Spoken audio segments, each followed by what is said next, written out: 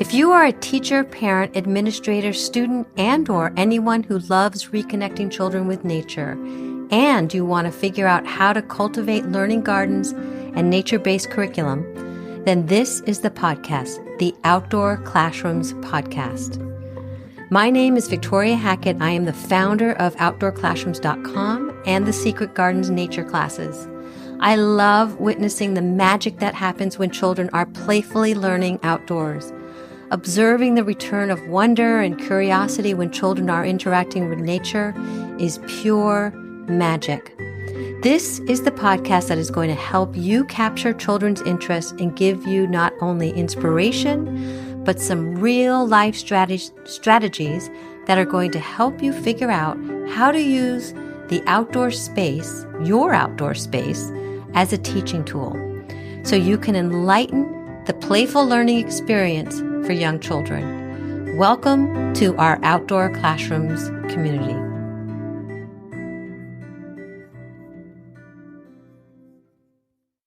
Hello, everybody. I am thrilled to formally introduce Dr. Claire Warden and Dr. Rachel Larimore, who will be with us today on our podcast. And we have had an amazing conversation, and I want to, again, formally introduce them. Dr. Claire Warden is a multiple award-winning international educational consultant with a PhD in nature pedagogy and child-led inquiry, pioneering author, motivational keynote speaker, and education policy advisor to governments, universities, colleges, and network groups around the world. Enthusiastic and very skilled at engaging educators through inspiring keynote, online modules, webinars, and available through Mind Stretchers Academy. Her inspirational research and approach to experiential learning has developed through a variety of experiences, including primary teaching, advisory work, lecturing, in further education, and development of the award-winning Auckland Nature Kindergarten in Scotland. Dr. Rachel Larimore is an educator, consultant, and former nature-based preschool director. For nearly 30 years, her work has focused on the intentional integration of nature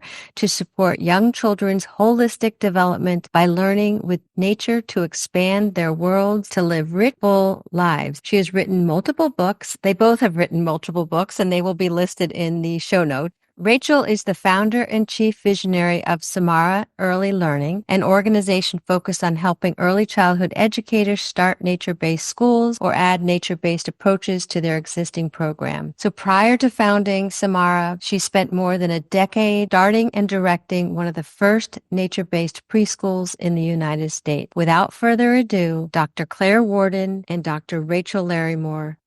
Hello, everybody. We are here with the two trailblazers in the nature-based education field, and Rachel Larimore and Claire Warden.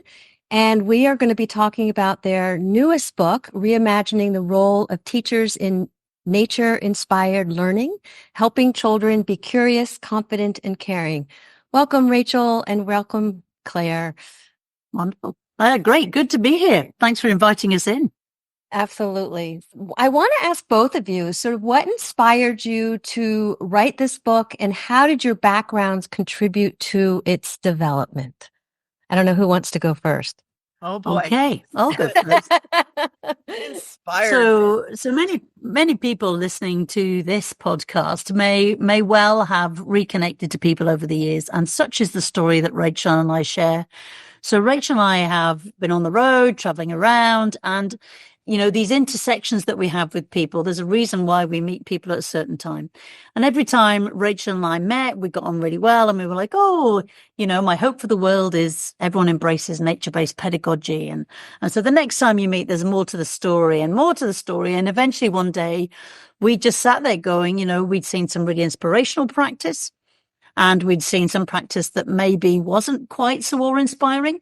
And we were trying to pick apart what makes the difference. And it came down to our joint understanding about it's all about really relationships between adult and child, child and child, humans and the environment. And so we started really to unpack this book and ended up meeting. Where was it we met, Rachel? In Tennessee.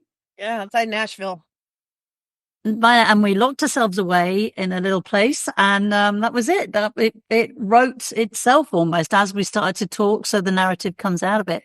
And I think, you know, your second part of your question was, how does your background lead you to the point that you're then in? And I think for me, I've always been a relational person. So it means that even, you know, when I was teaching in a school, or, you know, you're working out in a nature-based environment, or I'm working with First Nation, you know, it's all about that relational ontology for me, that relational worldview. And so we really wanted to be able to share some of the things that we felt. We're getting a bit lost. That's why it's reimagining the role. It's almost like reconnecting to the role of the adult, because in some environments, I think we lose sight of the fact that we're actually there to be joyful and mindful with children. So yeah, that's my story. Rachel, do you want to take over from that? Yeah, I was just going to add to that. I mean, I think part of this too, as we would cross paths and reconnect about what was happening in nature-based education, and I think we were hearing sometimes where it was perhaps oversimplified, right? That this idea Mm-hmm. of nature-based pedagogy is, oh, we'll just go outside, which, don't get me wrong, is a great first step, right? Like absolutely. But there was like, yeah, but it's deeper than that. It's more meaningful than that. There's a bigger purpose, which is why we talk about the confident, caring, and curious. Like we really do see this as a pedagogy to change the world. And that sounds perhaps that's a little egotistical of us to think that we can have that kind of impact. But I think educators can have that kind of impact. And so we wanted to think about that in a bigger picture of why are we doing this work, but also a deeper lens of how we do it, that it isn't simply going outside, but it's what do we do there? How do we relate to, like Claire was saying, how do we relate to one another? How do we relate to the natural world? And how does that support this bigger purpose in terms of our pedagogy? So it was sort of both of us going, we want to think deeper. This is deeper and bigger. And I think one thing that we get questions a lot about is, or requests for, is like activity books, and just tell us what to do there. And we always come back to, both of us, like, well, I can't script for you what's happening in your part of the world. I live in Michigan in the United States. Claire's in Scotland, right? Like they're so different. Yes, there are similarities and there are sort of through lines, but context matters, right? Our individual communities, as Claire says, context, community, climate. I think I'm out of order, but I've heard enough of Claire's presentations. Remember that, right? But so that matters also. So we're trying to figure out what is that common thread that takes us a little more deeply into our work. And that's why, then we just decided we needed a writing retreat, and we hung out in Tennessee in 2019. And then we all know what happened shortly thereafter. So there was a little bit of a lull in the process as we went through the global pandemic, but we made it through, and here we are. So any personal experiences that highlight your connection, like where this is, I think we all have our own stories. Well, I'm just curious where this all stems in your own personal stories. Well, personally, I was a farm kid in central Illinois. Grew up on a vegetable farm, though, not a corn and soybean farm, which is unusual for that part of the world. The rest of my family were biologists in different forms. So I very much came from a nature study sort of science lens in terms of connecting with the outdoors, which lays out in how I interact with children. And it's, our individual stories impact how we show up, right? And one of the themes, or sort of the foundations rather, of the book is this idea of the inside, outside, and beyond, not just as physical spaces, which we often talk about with nature pedagogy. They're not just locations, but also this metaphor for relationships. And so my internal identity came from this background of knowing nature and naming it, and sort of the science biology of that. And that plays out in our roles in how do I interact in a conversation with young children. right? I have to check this is my personal work that I've had to do, is I have to check myself when I just start wanting to name it and tell them all about this cool insect we just found. And they're like, I really just want to watch it for a little bit and see the colors. And right. And so I've had to do that inner work. And so I think it's interesting you're asking about our stories, because that's so important in terms of how it influences how we relate to children in these different roles that we talk about in the book, like conversationalist or a provocateur. Like if I'm going to sort of spark what's the next thing, having that natural history knowledge helps me, but it also in moments can hinder me, and I have to check myself. So anyway, that was my childhood growing up outdoors, and just knew I really wanted to be connected to the outside. I wanted other people to be connected to the natural world, and went into environmental education, and then eventually from there into early childhood. And here we are, however many years later. We're not going to say how many years, but it's been a while. So I suppose my story, I actually grew up in Africa for some of it. And I think we all have, and I love that phrase, a storied existence. And both of us now have done our doctorates. And I think one of the big things about doing a PhD is that it asks you to really open yourself up to a real sense of self-exposure, really, self-criticism, and that aspect.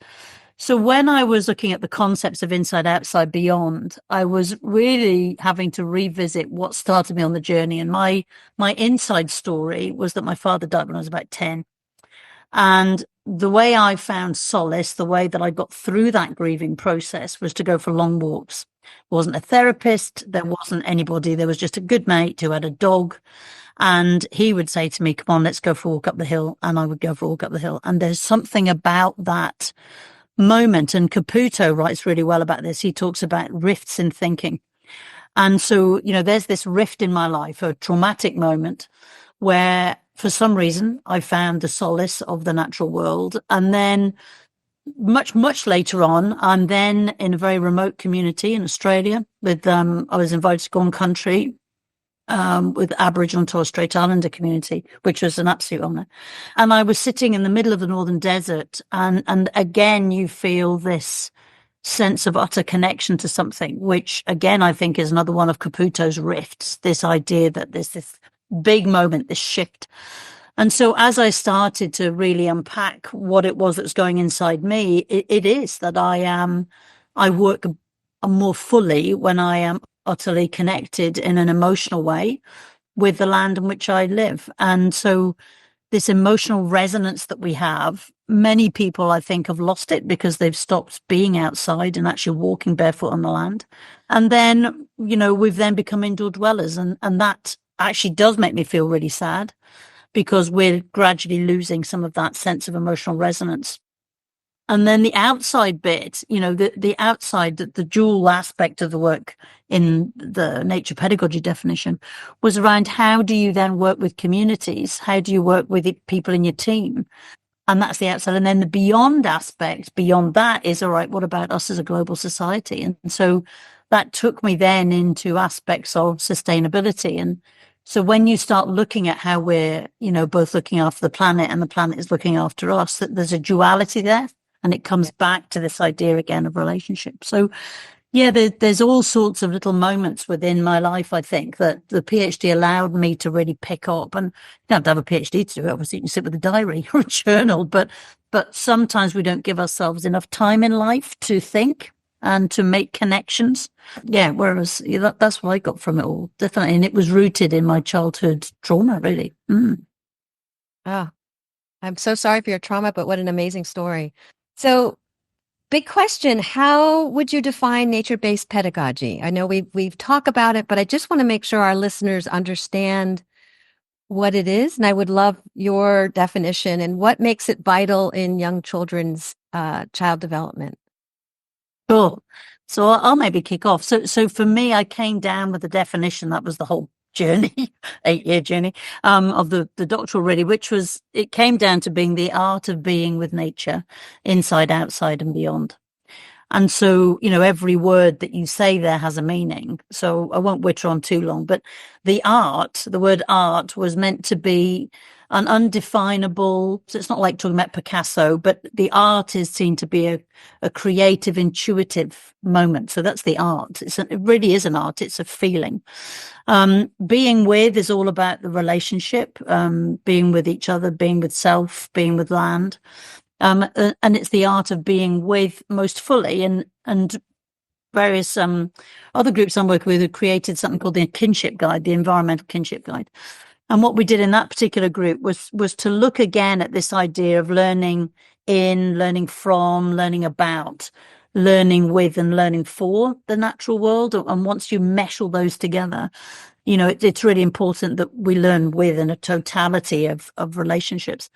And then inside, outside, beyond, both Rachel and I have touched on that it's inside self, outside in terms of the community in which you work, beyond in terms of global society, but it's also a physical location of inside your setting and how that links to your outdoor play yard, what's right on your doorstep. And then beyond, how do you get to wilder spaces or places near you that give a sense of freedom and wildness to think abstractly and freely for young children. So, that's my definition, Rachel. I don't know. Yeah. Well, and I was just going to say, I mean, we took that, knowing that definition. Yeah. And thinking about that, I mean, the book is really focused on that art part, right? Mm-hmm. And so we give examples of what does that look and sound like inside, outside, beyond in terms of location, but also in terms of our way of relating to ourselves and other people. And so you'll, at the back of each chapter with each role, are these self-reflection questions, as well as examples of what does it look like? What does it sound like? But that is the art piece. And that's why this book it's going to be a little bit deeper thinking. I mean, we hope anyway, that right, people take a chapter and spend some time reflecting on how does that play out in my day-to-day teaching and life and interaction with my coworkers even, and interaction with families and the broader community, and how we're bringing them into nature pedagogy, and how we're talking about nature pedagogy to the profession of early childhood education, right? There's always these layers of inside, outside, beyond in so many different ways. And so that the art of the pedagogy is really what this book tries to delve into a little more in terms of specifically our role as teachers, and how those are all intertwined. I mean, we talked about that with our stories of where we came from, but that inner work directly influences how I relate to my coworkers, relate to the kids, relate to the families. And sometimes that's as simple as recognizing, did I wake up cranky today? And I walked into the classroom being, with a short fuse and being impatient. And sometimes it's more a deeper level, like I was talking about, sort of, I have to recognize that I come with this focus of nature knowledge and need to kind of be aware of that, right? There's different layers of what that art looks like, but this was all about sort of bringing the nature pedagogy to life, specifically related to our roles, where we've talked about in other ways, sort of the environment and all of those things matter as well. But the relationships that happen within those spaces is what we really wanted this to focus on. Incredible. I love the depth, because it's not just another book on, here are the activities. It's really truly looking at the pedagogy, which I think is amazing. And then you break it up into these roles.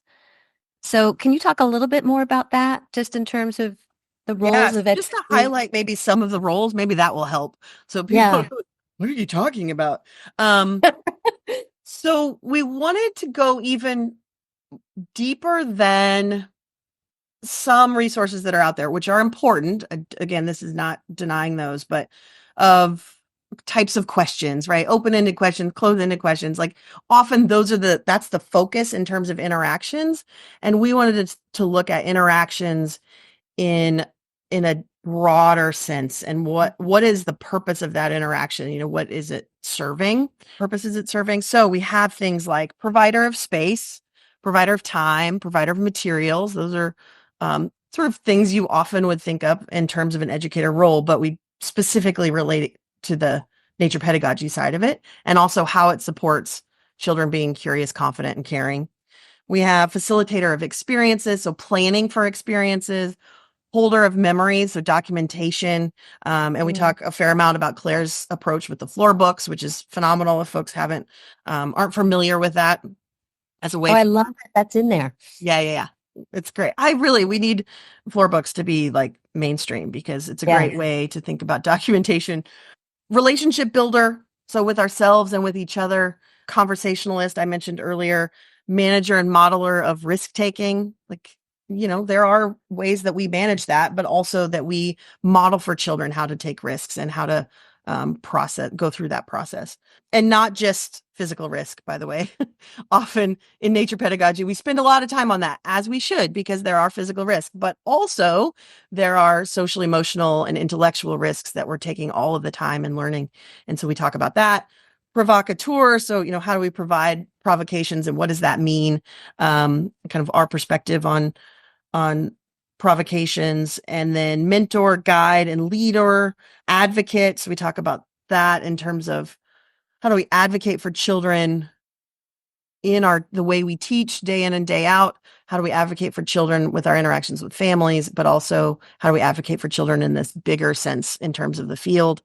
And then we have a chapter sort of inviting folks to do a little more inner exploration of their own characteristics that they bring to this work that influences all of those different roles. And it's by far not an exhaustive list. I'm sure there's other things we would add to the list that we'll save that for the revision, right? Round 2, second edition, I should say. It's not over. Right. These are the ones that sort of came up as the key roles that we see that we're doing.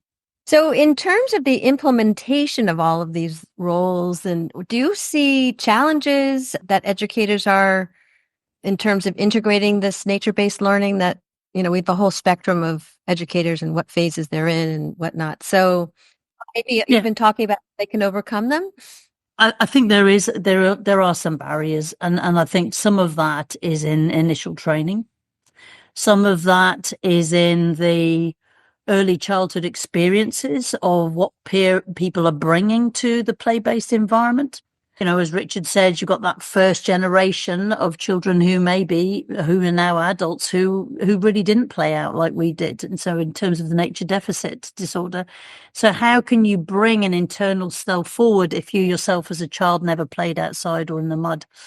So, we've got a societal issue. I think both Rachel and I have worked to a certain degree on supporting people with their training and development.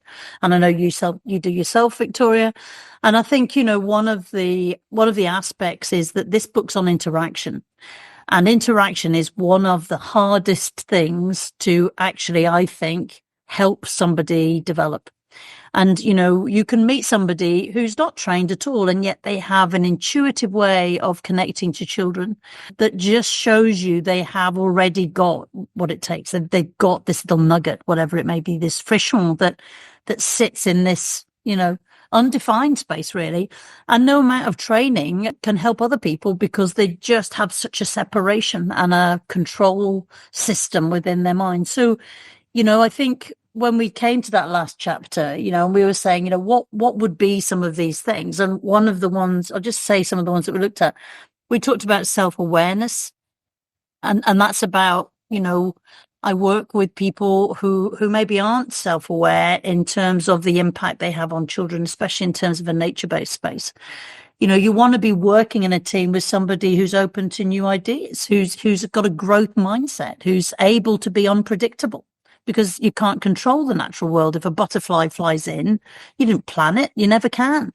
You can't plan when the raindrop's going to fall. So you have to have that sense of intuition and freedom within yourself.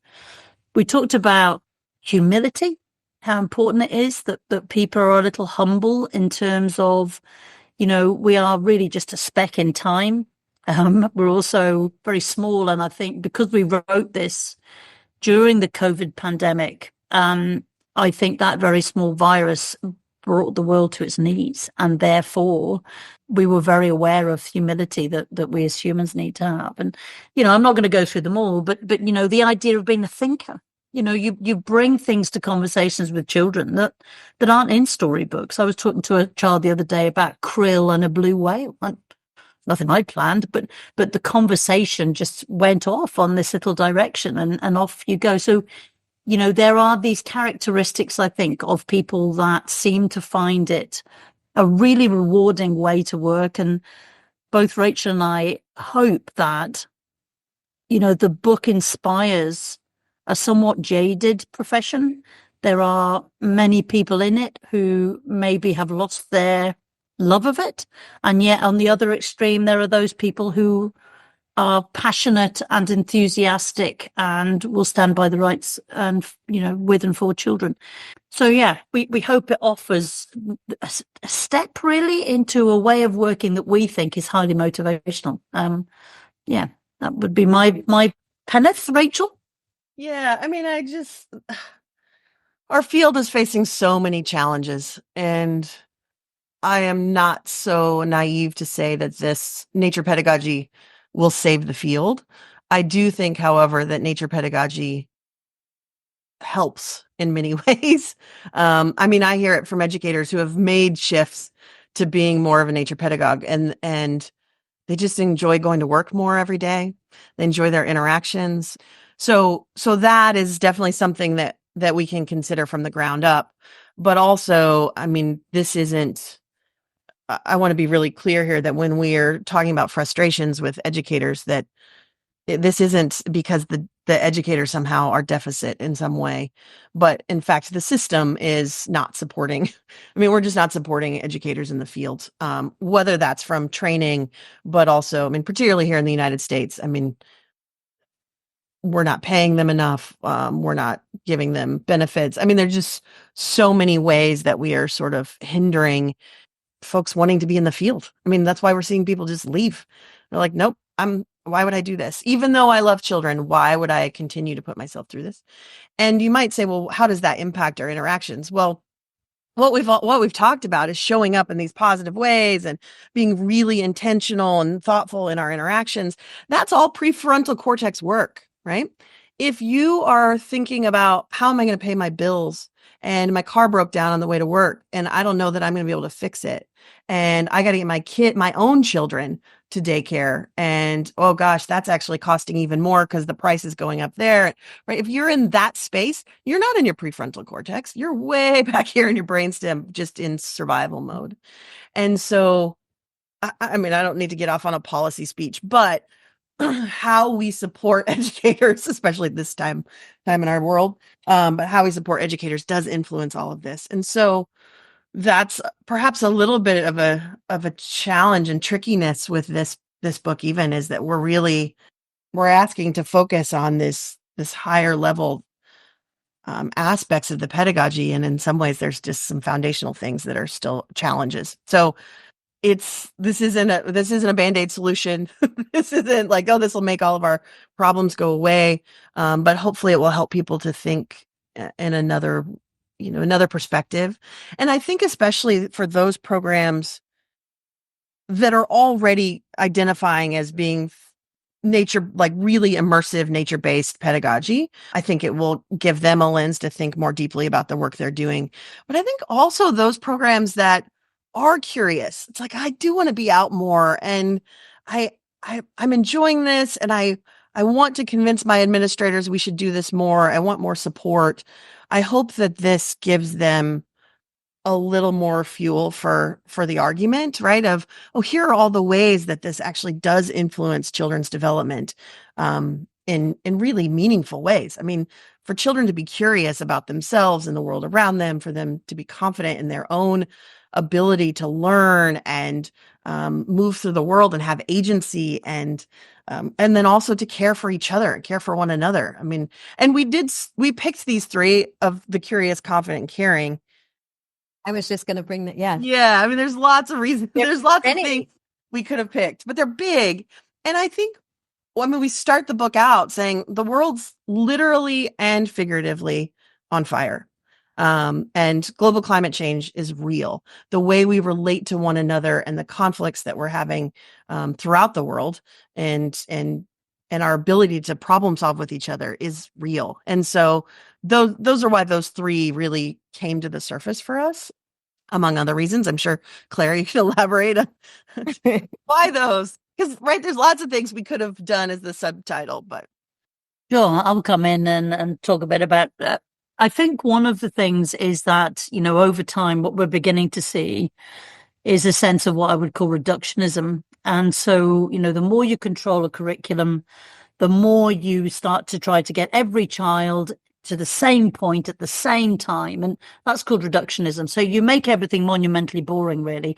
So you say all flowers are yellow, all ducks are brown, and because that's quick and easy. And yet what that does is to actually prune those neural connections in the brain. So if you want humans to think, which is what they need to do for the future, because the jobs those children are going to have aren't even invented yet.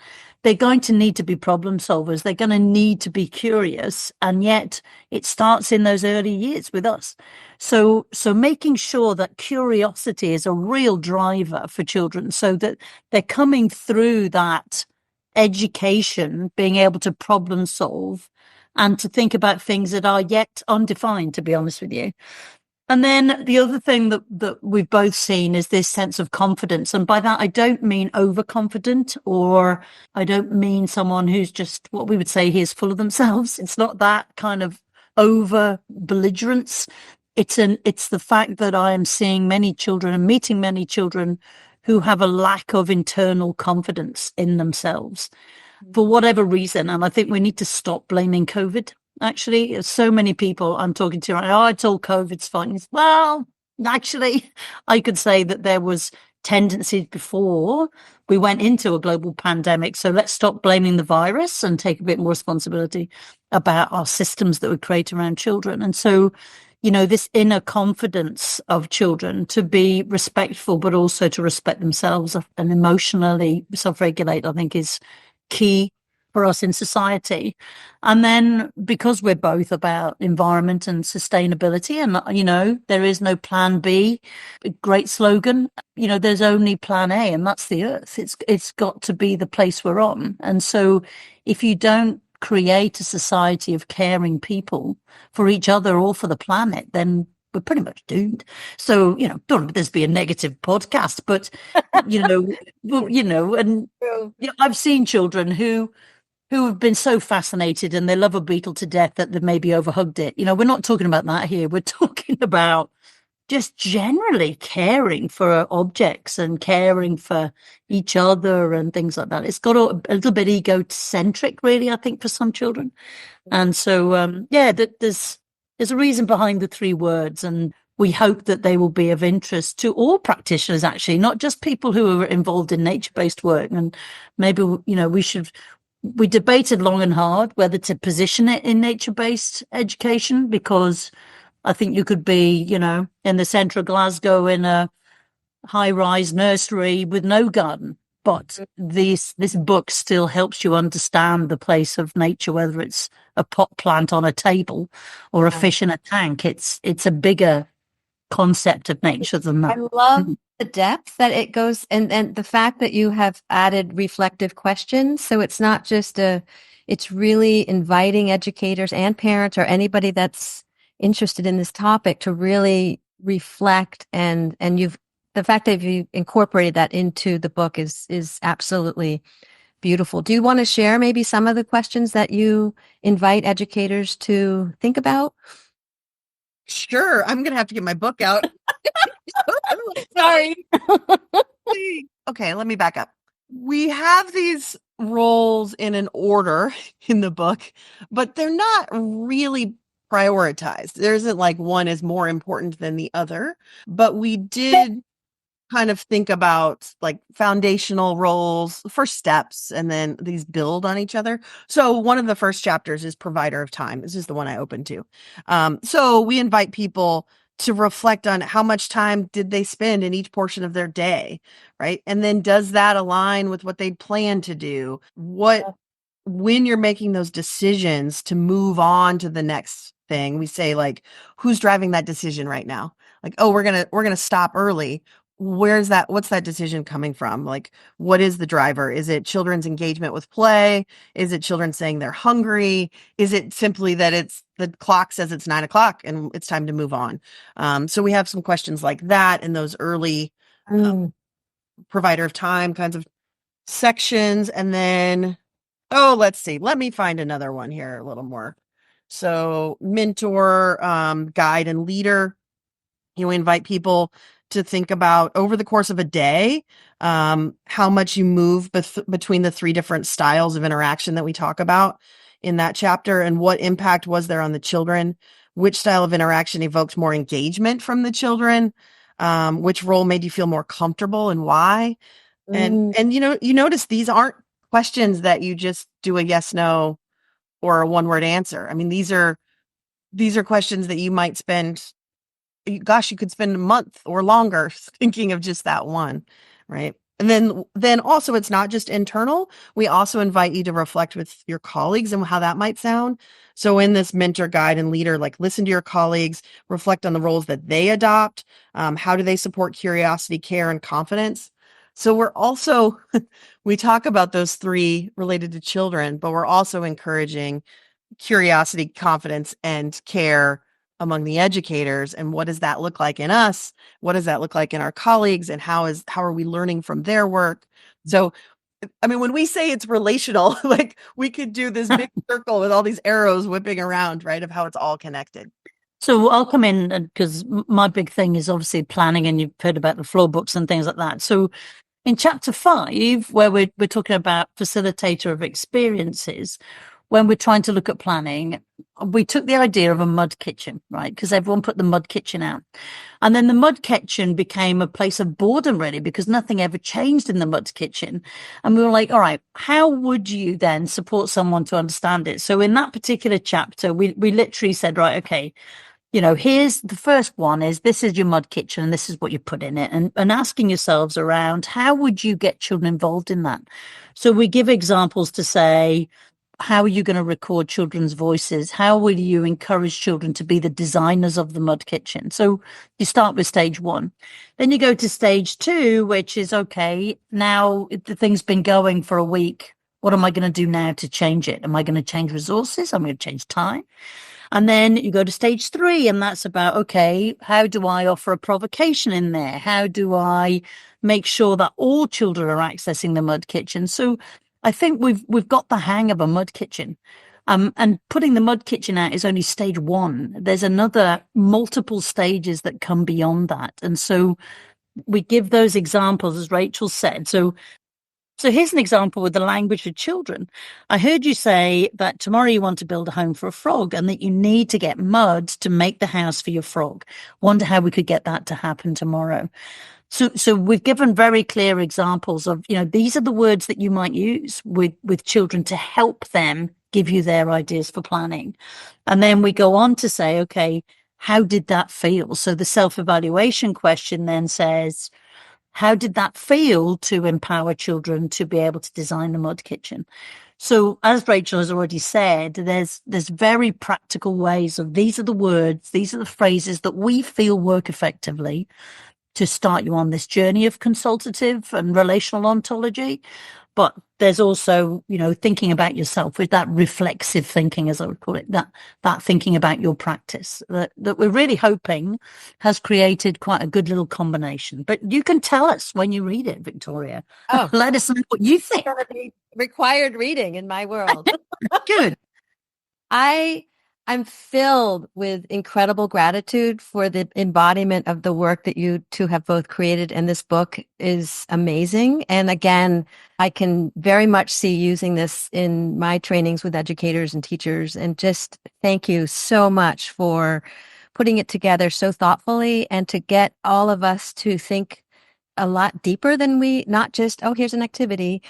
Here's another nature-based activity, but to truly, really look at the nature pedagogy, and to truly, the name of your book is perfect. The reimagining the role of teachers and their role. And I can't wait to soak my teeth even more into it. So just to close, is there again, we want to change the world, but any future development or trends that you foresee in the realm of nature-based learning? I mean, I'm hoping that this book will catapult us into another arena where we are digging deeper, and every child in every school has access to an outdoor classroom, and that the magic that happens with that. And I think that's one of the reasons why I started the podcast, was so we can have these conversations and elevate and provide a platform for books like the ones you just wrote and the many others that you've written. But anything that in terms of developmental trends or...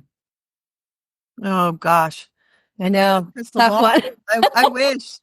I try not to be in that business because I don't know, who knows. But I will say, I think global climate change is going to impact our work in ways we don't even realize. We may have inklings, but not just in how we teach, but in what children need, when to be really, sorry, but to be the reality of, when they're experiencing more and more floods and droughts and fires, and that is going to impact their world.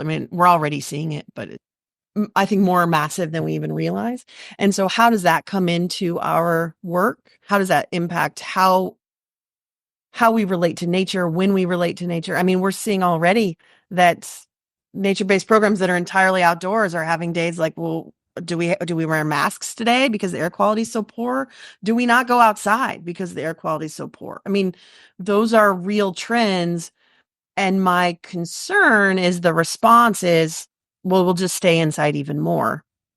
And I think we have to figure out as a field how to navigate this and continue to push back of, no, going inside and staying indoors doesn't solve the problem. In fact, makes it worse in many ways. And so I think that's a trend. I do think that the movement of nature-based education in general has continued to grow and is growing, and that's wonderful. And I hope that means there's new and different perspectives on how to do this work, and continuing to challenge each other, and more people saying, hey, what if we reimagined it this way? What if we reimagined it? We all probably on this call remember when there was like one or two books that you could find on nature-based education, and there were a couple people at oddball sessions at conferences, and now there's entire tracks at major early childhood conferences that this is the nature track.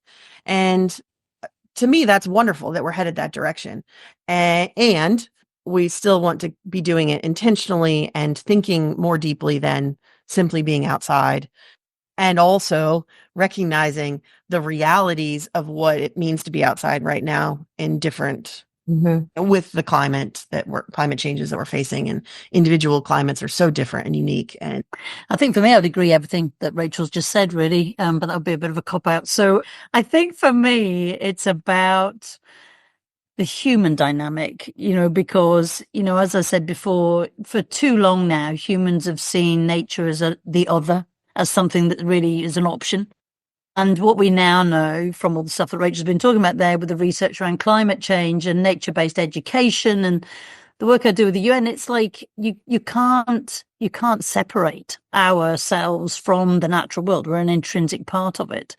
So therefore, when you think about nature-based pedagogy in its wider sense, I just really like something simple, like people be kind to each other. I know that sounds like, ooh, let's all be kind and hug each other, but society is getting a little bit self-indulgent, and it's a very generalistic thing to say, but you just see perhaps a less tolerance, probably less kindness, than I remember as a child. And so for me, that's going to be the one about generosity of thinking, generosity of support. And as we go through this climate change, many people and many peoples around the world will be affected by it. And all we can do, I think, is do something that we have power over, which is within ourselves, which is to be kinder, more generous, more giving, and take action. And there is a whole chapter in the book on advocacy, because there is a need to still remain advocates for children's rights, but also the rights of the natural world.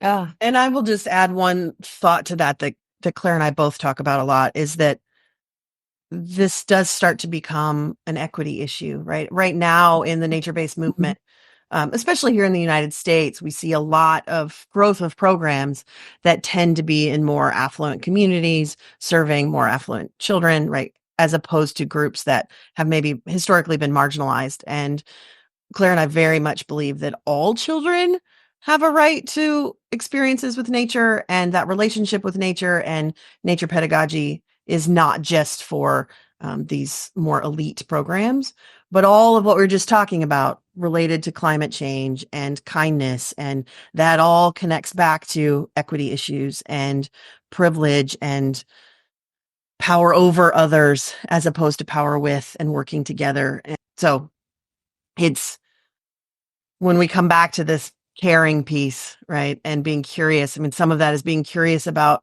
folks that are different than me and caring about their success and their human rights and all of that as well. So, yes, I just to say that we are in a difficult time in our global society, but particularly here in the United States, right?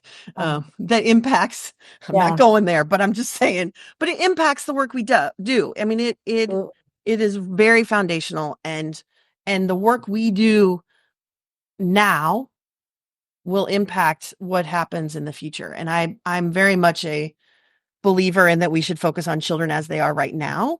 But I do think we shortchange ourselves a little bit, or a lot maybe, as a field, if we only talk about right now. Like, we do have to recognize that our work now for children as they are today does have an impact.